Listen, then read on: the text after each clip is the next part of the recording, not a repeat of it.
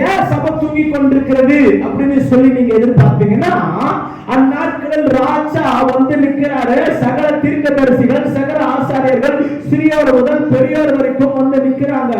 ராஜா வேத புஸ்தகத்தை எடுத்து படிக்கிறாரு, ஒப்பந்தம் பண்றாரு. அப்ப சபை சொல்லுது, நீங்க எதை சொன்னாலும் நாங்க செய்யறோம். ஆனா இன்னைக்கு அண்ணன் சொல்றாரு 50 பேர் தான் வராங்க இந்த 21 நாள் கூட்டத்துக்கு. அப்ப நான் கேட்கிறேன், மத்தவங்க எங்க பிரதர் நம்ம போயிட்டோம்? மத்தவங்க எங்க போயிட்டோம்? 21 நாள் ஆரம்பிக்கும் போது ஒரு வார்த்தை சொல்லிட்டு, பிரதர் நான் வரேன், நம்ம தேசத்துக்காக திறப்பட நிற்கலாம், சபைக்காக திறப்பட நிற்கலாம், எல்லாத்துக்காக நம்ம நிற்கலாம் நம்ம தானே சொன்னோம், வேற யாரும் சொல்லல. ஆனா எங்க போச்சு இப்ப அந்த வார்த்தை? அந்த இடத்துல வசனம் சொல்லுது, அவர்கள் உடன்பட்டார்கள். அப்படிதான் போட்டிருக்குது.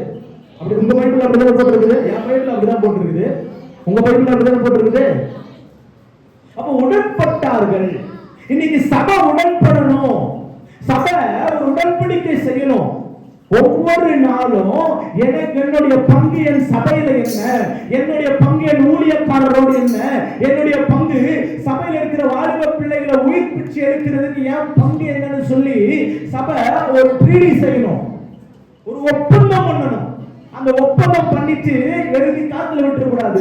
ஒவ்வொரு நாளும் அதை பின்பற்றுகிறவர்களாக, ஒவ்வொரு நாளும் அதை உடன்படிக்கை செய்கிறவர்களாக, ஒவ்வொரு நாளும் அதை கையில எடுக்கிற தேவ பிள்ளைகளாக நீங்க மாறணும். அப்படி இருக்கும்னா நான் சொல்றேன், சபை மகிமை மேல் மகிமை அடையும்.